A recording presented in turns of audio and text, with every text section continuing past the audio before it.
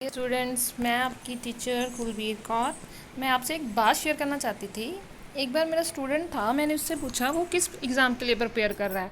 तो वो कहता मैम मैं एसएससी सीजीएल के लिए प्रिपेयर कर रहा हूँ। मैंने पूछा तो कौन सी पोस्ट के लिए प्रिपेयर कर रहा है। तो मैम मैं इंस्पेक्टर के लिए पोस्ट के लिए अप्लाई करना हूँ, मैं उसके लिए तैयारी कर रहा हूँ। तो मैं क्या और इसमें कौन कौन सी पोस्ट रहती हैं, कि इसका क्या प्रोफाइल रहती है जॉब की, कि कितनी सैलरी रहती है, कि तेरे को सब कुछ पता है। या मैम मेरे को तो पता ही नहीं, मैंने तो सुना है सिर्फ एसएससी सीजीएल की तैयारी करो और इंस्पेक्टर के लिए अप्लाई करो और आप इंस्पेक्टर लग जाओगे। तो बच्चा ऐसा नहीं है, बहुत सारी पोस्टें हैं एसएससी सीजीएल में। एसएससी सीजीएल के नीचे अंडर बहुत सारी पोस्ट रहती हैं और उनका सैलरी क्या रहती है, उनकी प्रोफाइल क्या रहती है, एग्ज़ाम की तैयारी कैसे करनी है, एग्ज़ाम में कौन कौन से सेक्शन आते हैं, वो बहुत सारे क्वेश्चंस हैं। आज मैं वो सारे क्वेश्चंस का, सब बच्चों के क्वेश्चंस का आंसर देने जा रही हूँ कि एसएससी सीजीएल किस किस पोस्ट के लिए रहता है। कि आपने कोई, अगर आप बीकॉम की है या आपने कोई, आप इंस्पेक्टर के लिए पोस्ट के लिए जाते हो, किस किस के लिए आप जा सकते हो। क्लियर, उस सब की डिस्कशन हम आज करेंगे। आज हम मेनली डिस्कशन करेंगे सीजीएल के अंडर जो पोस्टें रहती है। मैंने आपको पहले भी एक वीडियो डाली थी जिसमें मैं आपको बताया था कि SSC CGL, MTA, CHSL, bank PO सारी गवर्नमेंट जॉब के बारे में बताया था। आज स्पेशली सिर्फ मैं सीजीएल के लिए वीडियो बनाई है। जो बच्चे सीजीएल की प्रिपेयर कर रहे हैं उनको पूरी नॉलेज देना चाहती हूँ। अगर वो सीजीएल की तैयारी कर रहे हैं तो वो कौन कौन से फील्ड में जा सकते हैं। क्लियर। तो कुछ बच्चे, कुछ स्टूडेंट्स मेरे ऐसे रहते हैं जो बोलते हैं कि मैम हमने तो ऑडिट ऑफिसर बनना है। ऑडिट ऑफिसर क्लियर, जो अपना कॉमर्स फील्ड रहता है वो ऑडिट ऑफिसर के लिए जाते हैं। क्लियर। तो अब ये नहीं पता कि ऑडिट ऑफिसर बनना कैसे है, ये नहीं पता मेरे को। अगर स्टेट का एग्ज़ाम है तो वो निकल जाता है, अगर सेंटर में ऑडिट ऑफिसर बनना है तो वो हम थ्रू एसएससी सीजीएल के थ्रू ही हम ऑडिट ऑफिसर बन सकते हैं। क्लियर। असिस्टेंट ऑडिट ऑफिसर की इसमें क्या होता है, आप एग्ज़ाम सीजीएल का ही एग्ज़ाम देना होता है। सबसे पहले इसकी कौन सी पोस्ट रहती है, असिस्टेंट ऑडिट ऑफिसर। क्लियर। और ये आपको मिनिस्ट्री और डिपार्टमेंट भी बताते हैं कौन कौन से आपको डिपार्टमेंट मिलेंगे। ये आपको ग्रुप भी बता रहा है कौन से, ग्रुप बी की पोस्ट रहती है। क्लियर। तो नेक्स्ट हमारी एज लिमिट गिवन है। ठीक है जी। तो इसके साथ साथ इसका सैलरी पैटर्न क्या होता है, पे लेवल 8 रहता है। एक ग्रेड लेवल्स होते हैं, एक पे लेवल्स होते हैं दोनों में। ठीक है, दोनों के थ्रू हम सैलरी का फाइंड आउट कर सकते हैं कितनी सैलरी मिलेगी। मैं आपको एक अंदाजे से बता रही हूँ। इनमें लिखा है 47,600। क्लियर। तो 1,51,000 समथिंग है ना। क्लियर। तो इसमें क्या है, जो 47,600 है तो इसमें क्या रहेगा, ये बेसिक रहेगा आपका। बेसिक जो मिनिमम इतना तो मिलेगा, इसके अलावा आपको अलाउंसेस मिलते हैं वो अलग रहते हैं। आपको फैसिलिटीज़ मिलती हैं जैसे मेडिकल फैसिलिटी, आपके बच्चों की पढ़ाई की फैसिलिटी और सोन, काफ़ी सारी फैसिलिटी, पेट्रोल की, सोन, काफ़ी सारी फैसिलिटी मिलती है। वो अलग अलग पोस्ट के हिसाब से अलग अलग होती है। वो प्लस जोड़ के आपकी सैलरी और भी यहाँ से इंक्रीज़ हो जाती है। क्लियर। तो जो असिस्टेंट ऑडिट ऑफिसर है वो पे लेवल 8 का ऑफिसर रहता है। क्लियर। जो अगर हमने असिस्टेंट ऑडिट ऑफिसर बनना है तो हमें सीजीएल का पेपर क्रैक करना होगा। और इसके लिए कौन कौन सी क्वालिफिकेशन चाहिए हम नेक्स्ट डिस्कस करते हैं। तो नेक्स्ट पोस्ट कौन सी रहती है, असिस्टेंट अकाउंट ऑफिसर। अगर आप अकाउंट ऑफिसर बनना चाहते हो तो थ्रू आप सीजीएल के थ्रू बन सकते हो। ये भी ग्रुप बी पोस्ट रहती है। और कहाँ कौन कौन सा आपको डिपार्टमेंट मिलता है। आगे आगे पे लेवल 7 की पोस्टेज। पे लेवल 7 सिर्फ पे लेवल 44,900 ये बेसिक रहेगा, प्लस कुछ अलाउंसेस ऐड करके आपकी सैलरी और बढ़ जाती है। क्लियर। तो इसमें कौन कौन सी पोस्टें रहती हैं, इसमें ये सारी ग्रुप बी की पोस्टें रहती हैं। असिस्टेंट सेक्शन ऑफिसर, ये सारी आईबी में, रेलवे में, मिनिस्ट्री ऑफ एक्सटर्नल अफेयर में। अगर आप कोई भी डिपार्टमेंट जाना चाहते हो तो आपको सीजीएल के थ्रू ही जाना पड़ेगा। क्लियर। आगे असिस्टेंट, ये आ गया जो बच्चों को पता होता है, सिर्फ ये वाला ये पता होता है बच्चों को, हमने इंस्पेक्टर बनना है, इनकम टैक्स में बनना है, सेंट्रल एक्साइज में बनना है, तो हमने इनमें इंस्पेक्टर बनना है। क्लियर। तो ये आप इनकम टैक्स में इंस्पेक्टर भी बनना चाहते हो तो आपको सीजीएल का पेपर ही क्रैक करना होगा। बहुत अच्छी पोस्ट रहती है। ठीक है, बहुत नेम फेम वाली भी पोस्ट रहती है। इसमें सिंपल ग्रेजुएशन वाला बच्चा भी जा सकता है, जिसने सिंपल आर्ट्स से या किसी से भी ग्रेजुएट कंप्लीट की है तो वो इनकम टैक्स के डिपार्टमेंट के लिए जाना चाहता है, तो वो अपना इंस्पेक्टर बनना चाहता है तो इसके थ्रू में जा सकता है। क्लियर। तो ये ग्रुप सी रहती है। अगर एक्साइज में जाते हो तो ग्रुप बी रहता है। हर डिपार्टमेंट का अलग अलग होता है। क्लियर। और नेक्स्ट देखो कौन कौन सी पोस्टें इसके अंडर रहती है। हमारी assistant enforcement officer, sub inspector, inspector की पोस्टें रहती हैं। क्लियर। तो साथ साथ में मिनिस्ट्री भी गिवन है आपको, कौन कौन सी मिनिस्ट्री मिलती है। Clear. Next assistant superintendent, divisional accountant, sub inspector, junior statistical officer. Statistical officer में आपका जो अलग से भी एक एग्ज़ाम रहता है, एक तो सिंपल इसके पहले क्या है, मैंने आपको पहले भी बताया था जो पहली वाली वीडियो में, इसके कितने एग्ज़ाम होते हैं, टियर 1 होता है, टियर 2 होता है, टियर 3 रहता है। क्लियर। तो उसके हिसाब से जो टियर 1 होता है वो सबके लिए कॉमन होता है, जो टियर 2 होता है उसमें थोड़ा सा डिफरेंस आता है। अगर आप स्टैट के एग्ज़ाम के लिए जा रहे हो तो आपको स्टैट का एग्ज़ाम अलग से देना पड़ता है। क्लियर। तो मैं आगे आपको उसकी डिटेल और बताऊंगी। अब नेक्स्ट आ गया पे लेवल 5। पे लेवल 5 का मतलब है आपकी बेसिक सैलरी ये रहेगी प्लस अलाउंसेज। इसमें ऑडिटर, अगर आप कैग में ऑडिटर बनना चाहते हो, कोई भी अदर मिनिस्ट्री में ऑडिटर बनना चाहते हो, तो आपको इसी के थ्रू जाना पड़ेगा। पे लेवल 4 में कौन कौन सी पोस्टें रहती हैं। क्लियर। तो इसमें upper division clerk, tax assistant, TA का ही मैं आपको और बताती हूँ।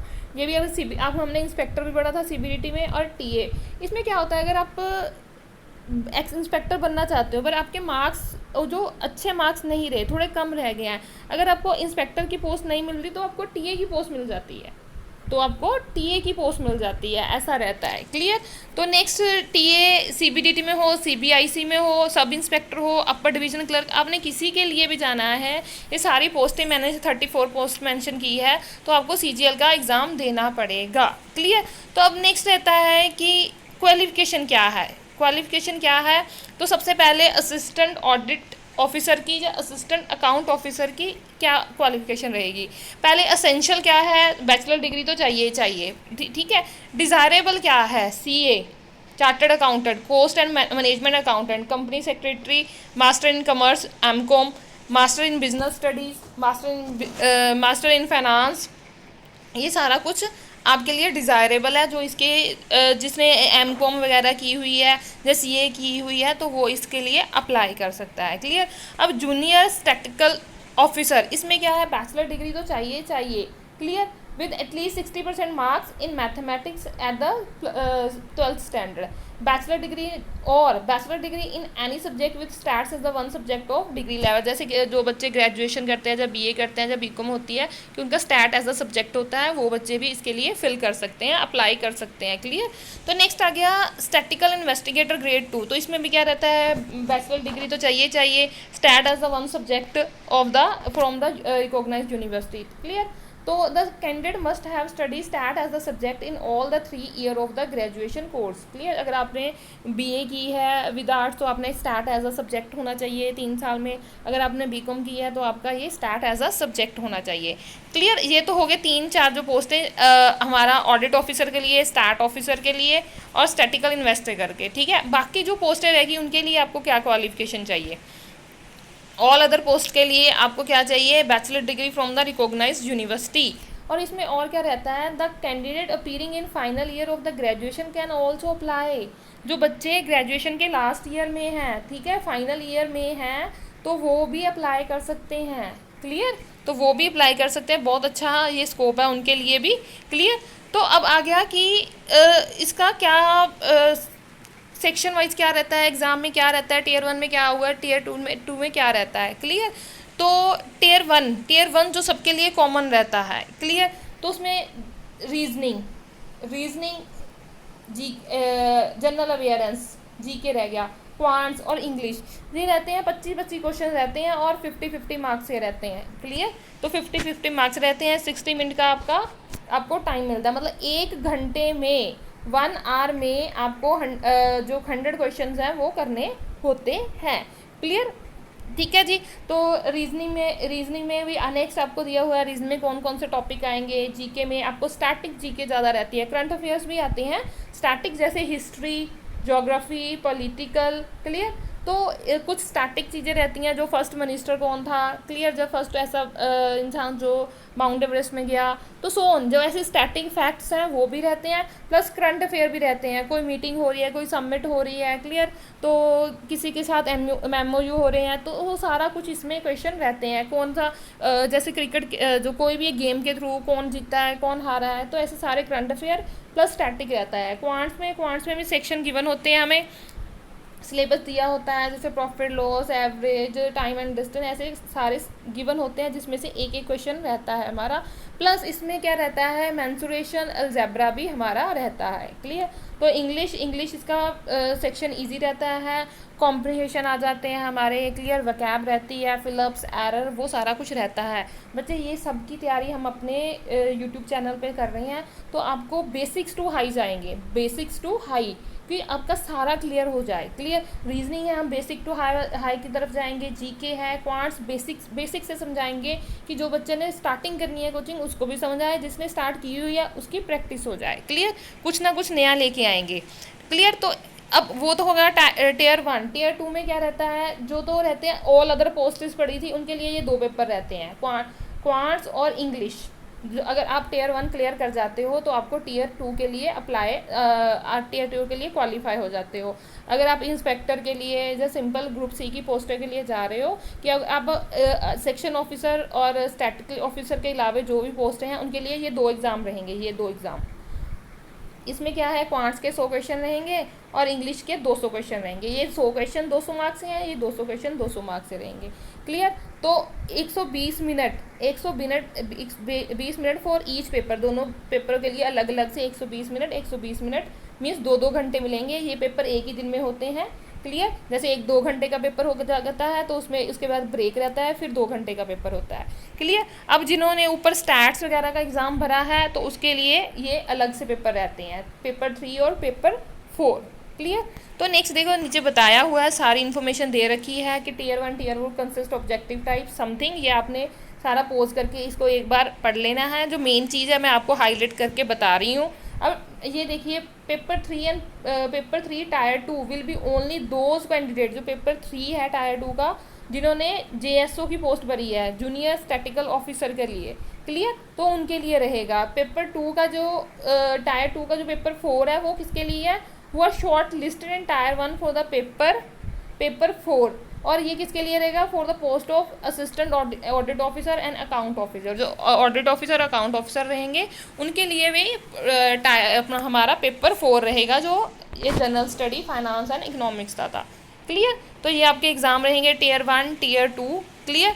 तो नेक्स्ट मेरा रहता है डिस्क्रिप्टिव, जो टीयर 3 रहता है। डिस्क्रिप्टिव जो सारी पोस्टों के लिए रहता है, इसमें पेन एंड पेपर मोड है। डिस्क्रिप्टिव पेपर इंग्लिश और हिंदी, आप किसी भी लैंग्वेज में अटैम्प्ट कर सकते हैं, इंग्लिश या हिंदी। तो इसमें क्या आता है, ऐसे, प्रेसी, लेटर और एप्लीकेशन। ठीक है। तो ये 100 मार्क्स का रहता है, इसके लिए हम आपको 1 घंटा मिलता है। क्लियर। ये इजी रहता है, ऐसी कोई दिक्कत नहीं है। सिर्फ आपको जो करंट इशू रहते हैं उनके बारे में नॉलेज होना चाहिए और आपको अच्छे से लिखना है। क्लियर। आप नेक्स्ट हम डिस्कस करेंगे एक वीडियो में कि डिस्क्रिप्टिव पेपर कैसे देना चाहिए। क्लियर।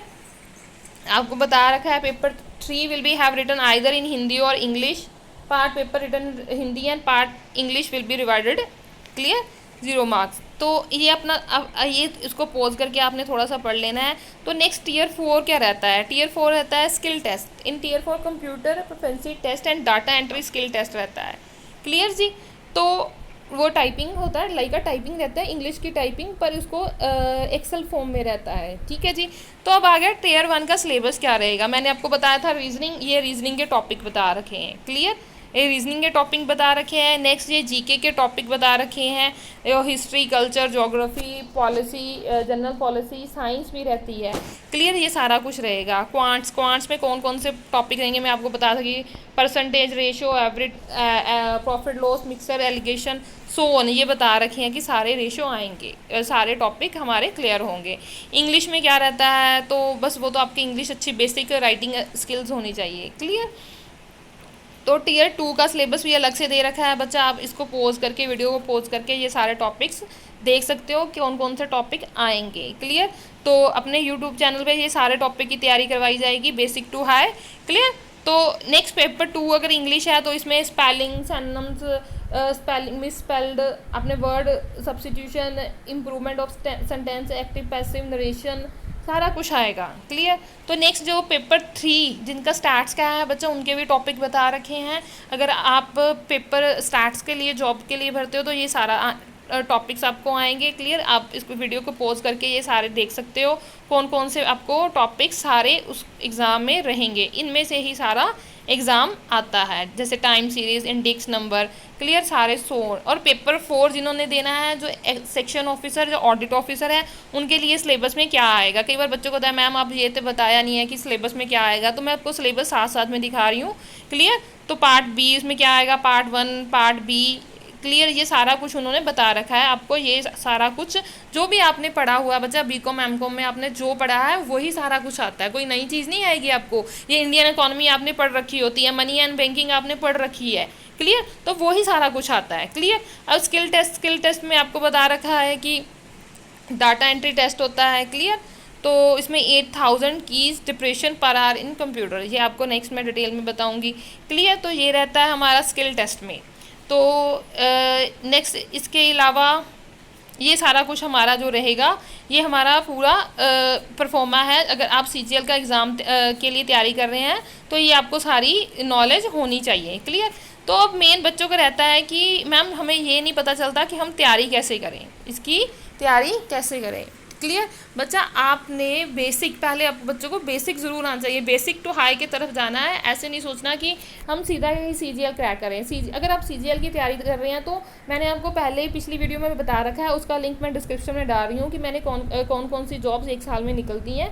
कि एसएससी एक एमटीएस का एग्ज़ाम भी लेती है, क्लियर, और सीएचएसएल का भी लेती है, और सीजीएल का भी लेती है, क्लियर। ये सबसे हाई होता है, ये उससे थोड़ा लो, उससे थोड़ा लो। अगर आप सीजीएल की तैयारी कर रहे हो तो ये भी एग्ज़ाम फिल करो, ये भी एग्ज़ाम फिल करो, ये भी एग्ज़ाम फिल करो। ये आपके लिए लाइक आ डेमो होंगे कि एग्ज़ाम कैसे आता है, मैं पेपर को कैसे देना है, क्या लेवल रहेगा। बच्चा टॉपिक तीनों सेम रहेगा, सबका सिलेबस सेम है। अगर प्रॉफिट लॉस सीजीएल में आना है तो प्रॉफिट लॉस सीएचएसएल में भी आना है और एमटीएस में भी आएगा।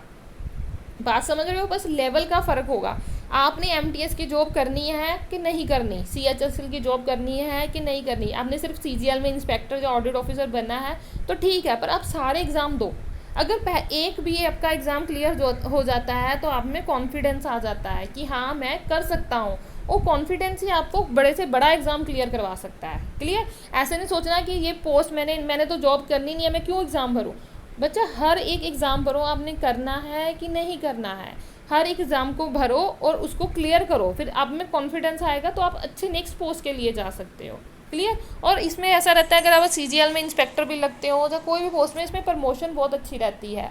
तो इनकम टैक्स में अगर आप इंस्पेक्टर रहते हो तो आपकी जो नेक्स्ट पोस्ट के लिए आप आईटीओ के लिए जाते हो या नेक्स्ट कमिश्नर के लिए जाते हो तो आपकी जो प्रमोशन है, इसमें प्रमोशन लेवल भी बहुत अच्छे रहते हैं। तो अगर आप सीजीएल के लिए सोच रहे हो तो बहुत बहुत अच्छा स्कोप रहेगा आपका इसमें, क्लियर। पर ऐसा है कि तैयारी आपने अच्छे से करनी है, बेसिक लेवल से लेके करनी है कि मेरे को अगर मैं जनरल इंटेलिजेंस या रीजनिंग कर रहा हूँ तो मुझे हर एक क्वेश्चन आना चाहिए। अगर 25 क्वेश्चन है तो इसका मतलब मेरे को 25 के 25 क्वेश्चन वहाँ करेक्ट होना चाहिए, एक भी क्वेश्चन गलत होने की गुंजाइश नहीं है बच्चा, क्योंकि इसमें बहुत कंपटीशन रहता है, क्लियर।